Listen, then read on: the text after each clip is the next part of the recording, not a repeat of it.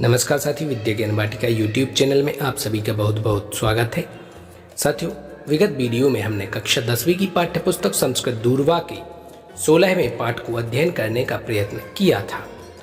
आज हम उसी पाठ के शेष भाग को अध्ययन करने का प्रयत्न करेंगे। साथियों, हमने पिछले वीडियो में बात की थी दो शब्दों के विषय में, एक उपनयन संस्कार और द्वितीय शब्द था मौंजी बंधन। इनको समझना है हमें। तो उपनयन संस्कार किसको कहते हैं? तो जो बालक या ब्रह्मचारी बालक होता है उसके जो यज्ञोपवीत संस्कार किया जाता है या जिसको जनेऊ धारण कराया जाता है या जिसमें यज्ञ उपवीत अर्थात यज्ञ करने की पात्रता आ जाती है या जो यज्ञ करने की पात्रता को प्राप्त कर लेता है अथवा जो यज्ञ करने का अधिकारी हो जाता है उसे हम यज्ञ उपवीत कहते हैं। तो यज्ञोपवीत धारण कराने की समस्त वैदिक क्रिया को या मंत्रोच्चारण के साथ यज्ञोपवीत धारण कराने की क्रिया को उपनयन संस्कार कहते हैं। मौंजी बंधन शब्द से अभिप्राय है उपनयन संस्कार के दौरान जो ब्रह्मचारी होता है उसके लिए मौंजी बंधन अर्थात मूंज की मेखला धारण कराई जाती है। मेखला अर्थात करधनी। तो मूंज की करधनी धारण कराने की प्रक्रिया को मौंजी बंधन कहा जाता है। यह उपनयन संस्कार के दौरान होता है। इस प्रकार हमने इन दोनों शब्दों को समझा। अब हम पुनः पाठ को अध्ययन करने का प्रयत्न करते हैं। षोडशः पाठः ब्रह्मवादिनी मैत्रेयी। देखते हैं आगे पाठ। परम एतेन धनेन अमृतत्वं न प्राप्यते इति याज्ञवल्क्यः उक्तवान्। परम अर्थात परंतु, एतेन धनेन इस धन के द्वारा, अमृतत्वं न प्राप्यते अमरता को प्राप्त नहीं कर सकते या अमरता प्राप्त नहीं होती है। इति याज्ञवल्क्य, इस प्रकार याज्ञवल्क्य ने उक्तवान अर्थात कहा। परंतु इस धन के द्वारा अमरत्व प्राप्त नहीं होता है, इस प्रकार याज्ञवल्क्य ने कहा। तत् श्रुत्वा मैत्रेयी अवदत्, यदि वित्तेन नाहम् अमृता भविष्यामि तर्हि धनं स्वीकृत्य किं करोमि। तत् श्रुत्वा, वह सुनकर, मैत्रेयी अवदत्, मैत्रेयी बोली, यदि वित्तेन धन के द्वारा, न हम अमृता भविष्यामि, मैं अमर नहीं होती या मैं अमर नहीं भविष्यामि अर्थात होंगी। यह सुनकर मैत्रेयी बोली, यदि धन के द्वारा मैं अमर नहीं होंगी तर्हि तो धनम स्वीकृत्य किम करोमि, धन को स्वीकार करके किम करोमि, क्या करूंगी। यत् अमृतत्वस्य साधनम अस्ति तद वदतु भवान। यत् अर्थात जो अमृतत्वस्य अमरता का साधनम अर्थात साधन अस्ति है, तद वदतु भवान, वह बतलाइए आप या कहिए आप। देखते हैं पुनः। यह सुनकर मैत्रेयी बोली, यदि धन से मैं अमर नहीं होंगी तो धन को प्राप्त करके क्या करूंगी। जो अमरता का साधन हो या जो अमरता का साधन है वह आप बताइए या कहिए। स्वपत्न्याः ब्रह्म जिज्ञासाः या स्वपत्न्याः ब्रह्म जिज्ञासा ज्ञात्वा याज्ञवल्क्यः आत्मनिरूपणम् आरब्धवान्। मैत्रेयी पत्न्याः कृते पति प्रियः भवति, पुत्रः प्रियः भवति। स्वपत्न्याः अर्थात अपनी पत्नी की ब्रह्म जिज्ञासाम या ब्रह्म जिज्ञासा को या परमात्मा को जानने की इच्छा को, उसे ब्रह्म जिज्ञासा भी कह सकते हैं। परमात्मा को जानने की इच्छा या ब्रह्म ज्ञान को जानने की इच्छा को ज्ञात्वा जान करके याज्ञवल्क्य ने आत्मनिरूपणम आरब्धवान, आत्मा का या स्वयं का निरूपण प्रारंभ किया। आरब्धवान अर्थात प्रारंभ किया। मैत्रेयी पत्न्याः कृते हे मैत्रेयी, पत्नी के लिए पति प्रियः भवति, पति प्रिय होता है। पुत्रः प्रियः भवति, पुत्र प्रिय होता है। अपनी पत्नी की ब्रह्म जिज्ञासा को जानकर याज्ञवल्क्य ने आत्मनिरूपणम अर्थात स्वयं का निरूपण प्रारंभ किया या स्वयं का दर्शन करना प्रारंभ किया। हे मैत्रेयी, पत्नी के लिए पति प्रिय होता है, पुत्र प्रिय होता है। परम सह पुत्रस्य कृते पत्युः कृते वा प्रियः न भवति, अपितु आत्मनः कृते प्रियः भवति। अर्थात परम परंतु सह वह पुत्रस्य कृते पुत्र के लिए वा अथवा पत्युः कृते पति के लिए प्रियः न भवति प्रिय नहीं होता है, अपितु आत्मनः कृते प्रियः भवति बल्कि स्वयं के लिए प्रियः अर्थात प्रिय होता है।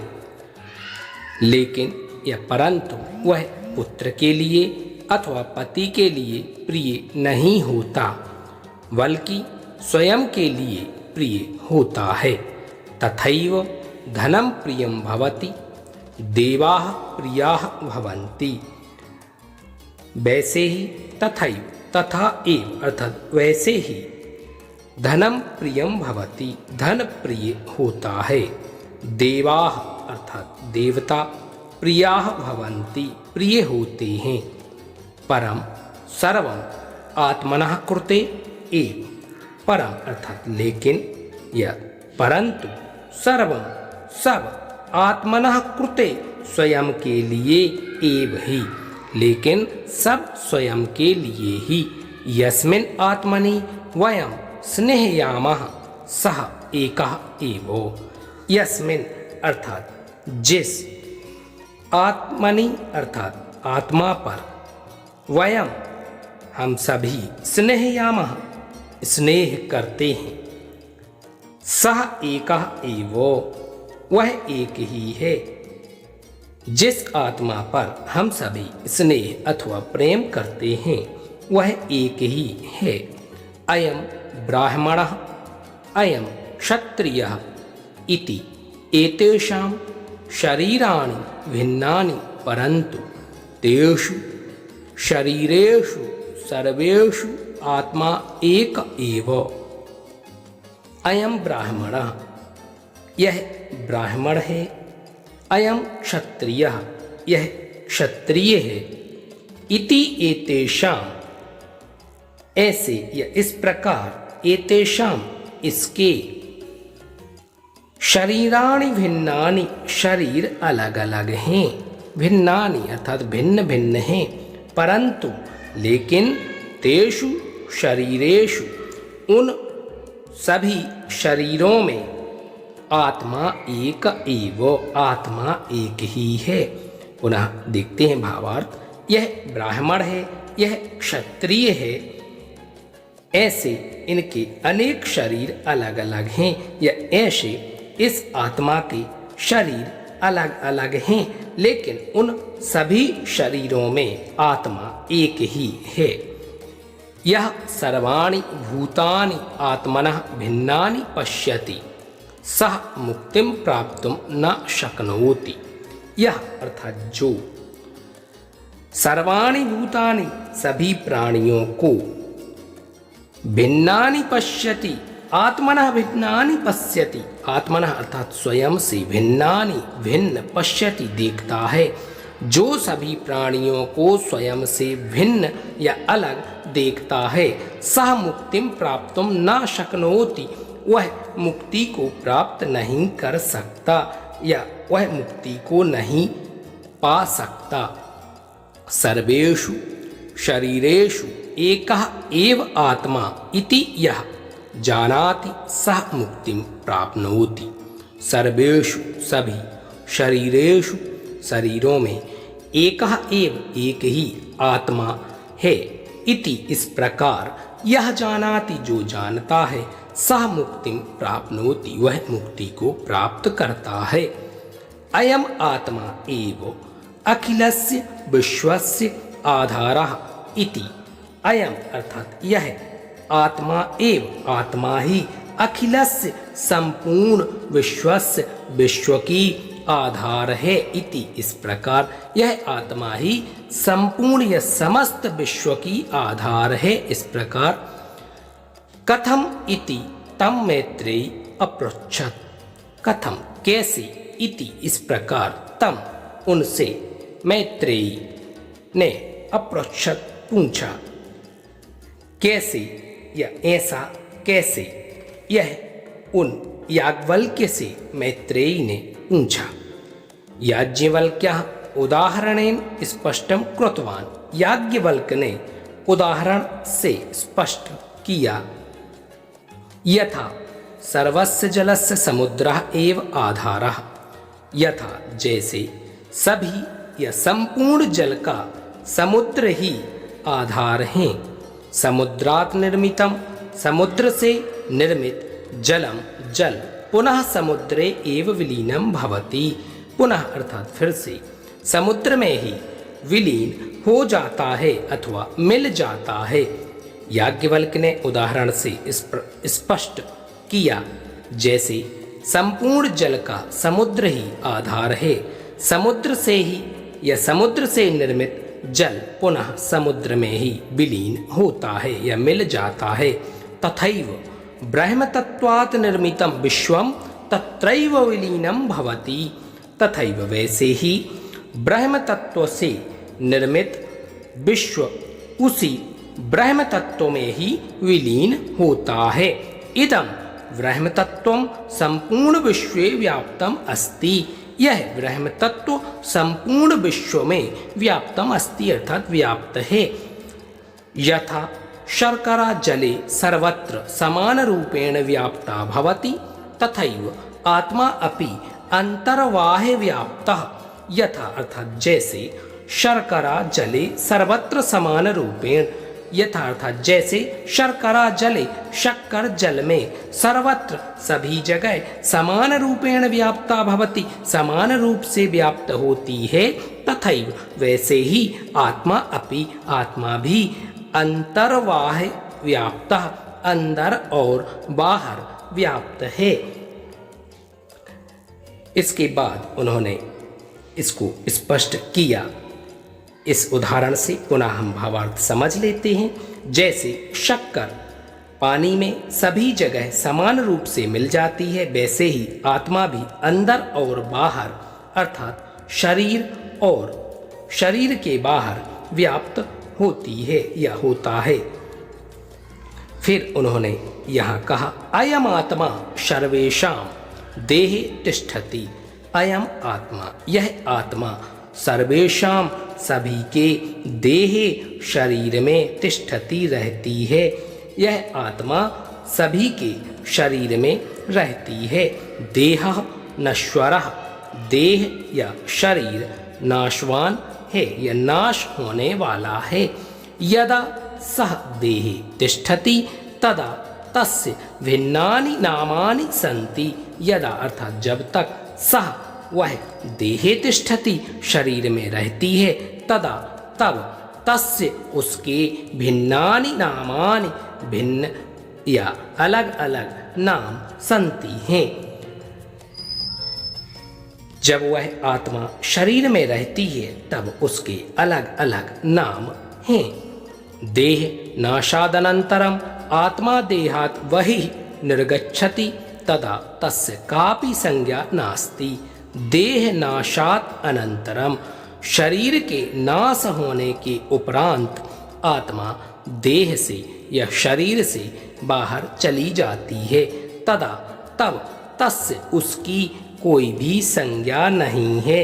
शरीर के नष्ट हो जाने के बाद आत्मा शरीर से बाहर निकल जाती है, तब उसका कोई भी नाम या कोई भी संज्ञा नहीं होती है। सह न नश्यति, वह नष्ट नहीं होती है, अर्थात वह आत्मा नष्ट नहीं होती है, नष्ट शरीर होता है। आगे देखते हैं। तत्र विकाराः अपि न भवन्ति, तत्र उसमें विकाराः अपि न भवन्ति, विकार अर्थात कोई दोष, अपि न भी नहीं भवन्ति होते हैं, उसमें कोई दोष भी नहीं होते हैं। किसमें? आत्मा में। उस आत्मा में किसी भी प्रकार के विकार नहीं होते हैं। एकमेव अद्वितीयम पर ब्रह्म, एकम एव, एक ही अद्वितीय ब्रह्म है, इसके समान दूसरा नहीं है, इसलिए अद्वितीय कहा गया है। एक ही अद्वितीय परम ब्रह्म है। यदा तस्य ज्ञानं भवति तदा सर्वं विदितं भवति। यदा अर्थात जब, तस्य उसका, ज्ञानं भवति ज्ञान होता है, तदा तब, सर्वं विदितं भवति सब जान लिया जाता है, या संपूर्ण सर्वविदितम संपूर्ण ज्ञान हो जाता है। जब उस आत्मा का ज्ञान होता है तब संपूर्ण ज्ञान हो जाता है। अमृतत्वम चा प्राप्यते, और अमरता प्राप्त हो जाती है। अमृतत्वम अर्थात अमरता को प्राप्त हो जाते हैं, या अमरता प्राप्त हो जाती है। अस्य अमृतत्वस्य साधनम किम, इस अमरता का साधन क्या है? इति मैत्रेयी अपृच्छत, इस प्रकार मैत्रेयी ने पूछा।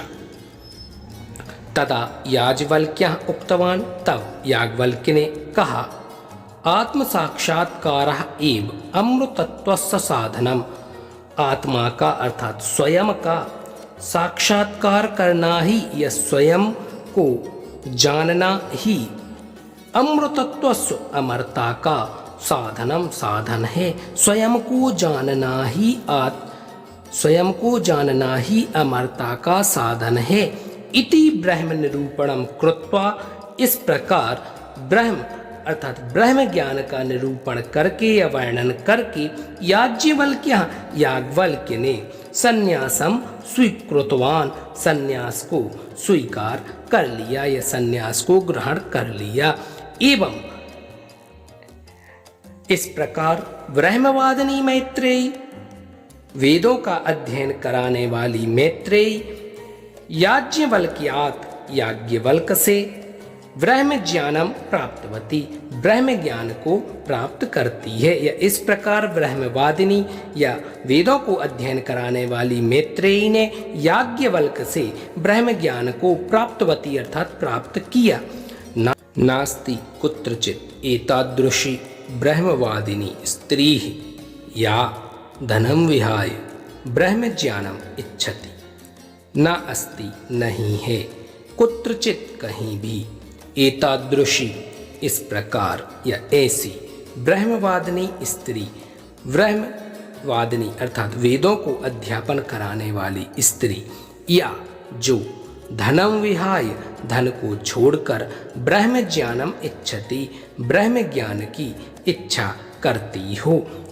कहीं भी ऐसी वेदों को अध्यापन कराने वाली स्त्री नहीं है जो धन को छोड़कर ब्रह्म ज्ञान को चाहती हो या ब्रह्म ज्ञान की इच्छा करती हो। अतः मैत्रेयी भारतीय संस्कृतौ आदर्शभूता, इसलिए मैत्रेयी भारतीय संस्कृति में आदर्शभूत हैं या आदर्श के रूप में स्थापित हैं। साथियों, इस प्रकार हमने कक्षा 10वीं की पाठ्य पुस्तक संस्कृत दूरवा के 16वें पाठ ब्रह्मवादिनी मैत्रेयी के विषय में जानने का प्रयत्न किया और इस पाठ को अध्ययन करने का प्रयास किया। साथियों, हो सकता है किसी भी प्रकार की त्रुटि लेखन संबंधी, उच्चारण संबंधी अथवा व्याख्या आदि से संबंधित त्रुटि होना संभव है। तो आप सभी से निवेदन है कि यदि आपको किसी भी प्रकार की त्रुटि दिखाई दे तो आप उसे ग्रहण ना करें। आप शुद्ध अर्थ, शुद्ध उच्चारण एवं सही लेखन को ही ग्रहण करने का प्रयत्न कीजिएगा। साथियों, चैनल को सब्सक्राइब कीजिए, वीडियो को लाइक शेयर अवश्य कीजिएगा। नमो नमः।